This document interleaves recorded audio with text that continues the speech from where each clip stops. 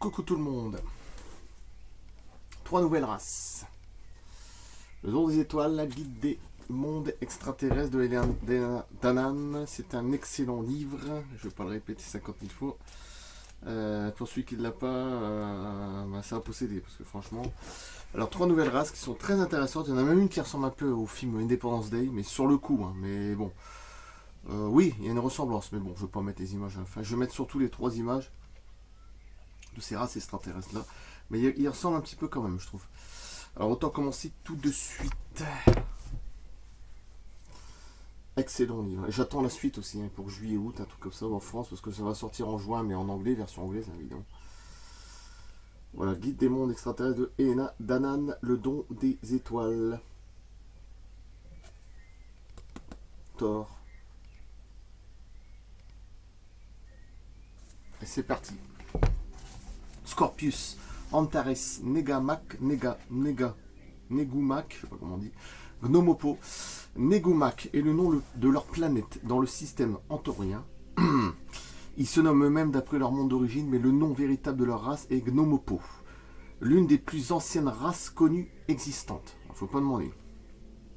Et certainement les prédateurs que vous ne voulez pas croiser sur votre chemin. C'est ce que je viens de dire juste avant avec Independence Day, vous allez voir le truc, la gueule, bon bref.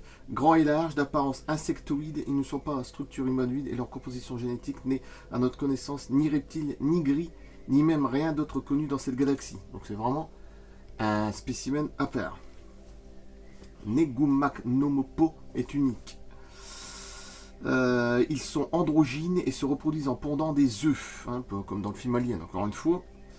Puis il les féconde une fois que les œufs ont atteint un certain niveau de maturité. Ce sont des terribles guerriers qui terrorisent tout le monde. Même les siakars, c'est-à-dire les reptiliens, c'est peu dire. Même les reptiliens, ils ont peur de eux. Faut pas demander. Rien qu'en pensant à eux. Ils sont très redoutés et ne font pas partie de la Fédération Galactique. Tu m'étonnes. Les Negumak ont le pouvoir d'éliminer la race reptilienne. Donc ils sont au-dessus. De l'existence. Et nous essayons encore à ce jour de trouver un moyen de gagner leur alliance. Leurs navires sont faits d'un métal brillant foncé de forme très élaborée. Les Negumak effectuent des enlèvements sur Terre, ouais, mais ils sont pas très pacifistes quand même, dont le but est encore inconnu. Tout ce que nous savons, c'est qu'ils utilisent très habilement le contrôle de l'esprit et libèrent des captifs par la suite. Les gouvernements terriens sont bien conscients de leur existence depuis qu'un premier contact fut établi en 1989. Des forces d'occupation Siakar et Orion ont mis en garde les Terrans à leur sujet, c'est-à-dire les terriens, à nous, Terran, bon, que je rappelle un peu, effrayant tout le monde immensément et suscitant la peur quant à l'avenir de l'humanité. La Kabbale les craint, même la Kabbale, la pyramide les craint, nous sur Terre. Même eux ils craignent. Vous imaginez un petit peu. Et si seulement nous pourrions seulement discuter avec les Negumak et parvenir à un accord. En même temps, ils enlèvent des gens, mais je ne sais pas ce qu'ils font avec. Alors, il doit être entre le pacifisme et non pacifiste, on ne sait pas trop.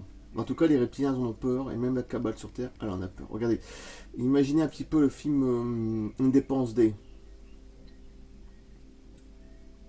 Ça fait un petit peu penser à ça, les créatures extraterrestres. Sauf que la tête, elle n'est pas dedans, elle est à l'intérieur. Une sorte de scaphandre. Là, voilà, c'est vraiment un extraterrestre. En plus, c'est un extraterrestre qui est complètement à part, qui n'a rien à voir avec les autres. Un reptilien, un gris. Ça, c'est magnifique, ça. De toute façon, j'en ferai des photos à la fin. La suite. Alors, eux, ils sont très bons. Entori ou Or Erdorian. Alors, sur la planète Entora, Andorra, du système antorien, vit une race magnifique, les Entori. Ce sont de beaux êtres extradimensionnels de 9e et 11e densité. Alors, nous, on est très, très loin, qui ne quittent jamais géographiquement leur planète, mais ils voyagent beaucoup en utilisant la résonance de conscience interdimensionnelle. Leur structure est à base humanoïde, mais purement éthérique. Il y a très peu de races dans cette galaxie qui ont atteint leur tel niveau d'évolution, et les Nentori en font partie.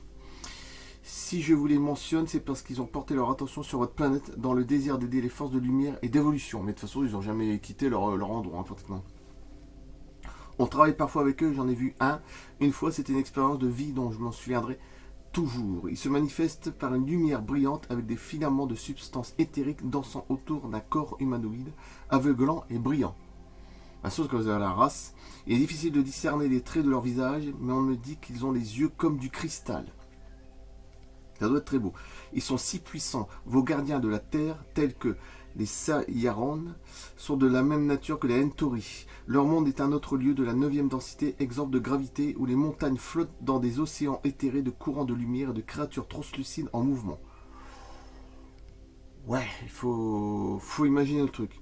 Il existe de nombreuses autres formes de vie sur leur planète et toutes vivent entre la 9e et la 11e densité. Imaginez la vie sous-marine dans vos océans terriens, mais composée de lumière, de couleurs, de matière éthérée. Je pense un peu aux méduses, mais en beaucoup plus beau, hein, j'imagine le truc, avec des cristaux, tout ça, bon bref. Le tout en mouvement de danse, flottant et gracieux, ouais, c'est à peu près ça. Ou un hippocampe, mais bon, beaucoup plus beau. Et c'est un monde parfait. Ils aident la Fédération Galactique, c'est-à-dire les bons, hein, Thor, etc., à élever et à nettoyer la grille de votre planète, c'est-à-dire la grille, la matrice reptilienne, hein, qui entoure notre planète, hein, qui est toujours là, mais bon, elle commence à se détruire, mais c'est très long. Leurs vaisseaux colorés éthériques et scintillants sont toujours un étonnement à regarder, de structure éthérique légère et discoïdale. Je veux être magnifique, celui-là. Il est derrière, je crois. Leur vaisseau, je crois que c'est ça, c'est juste derrière. Ouais, je m'en souviens plus, mais bon. Regardez la tronche. Des yeux cristaux, leur vaisseau est juste derrière, discoïdal. J'imagine que c'est à peu près la même matière. Magnifique, créature magnifique, il n'y a rien à dire. Je referai les photos, vous inquiétez pas. Ah, puis il sourit en plus. Donc eux, c'est des êtres hautement évolués, hein, de toute façon. J'ai passé le petit dernier. Sculptoris, Gamma Sculptoris, Algrulk, les constructeurs.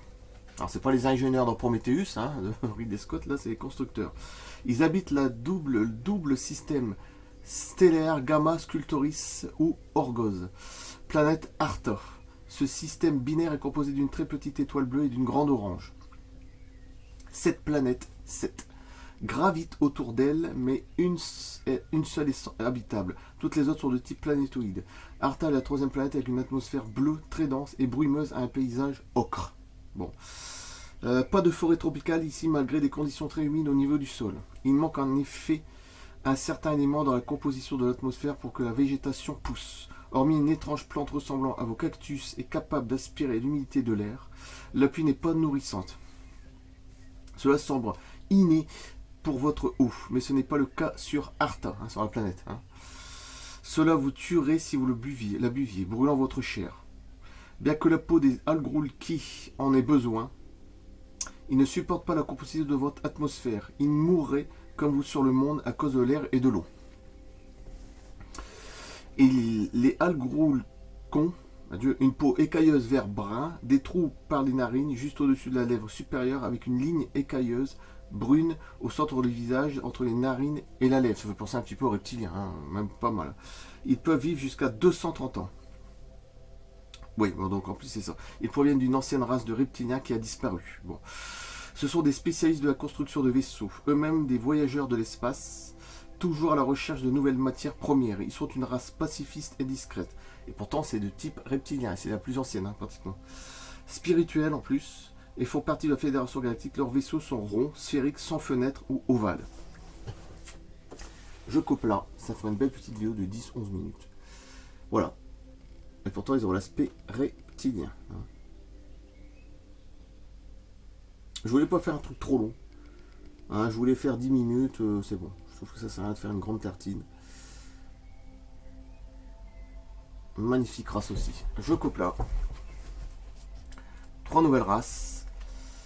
Algrulk, les Entori, Andorian et Negumak. Eux, ils sont très bons parce que les premiers, là...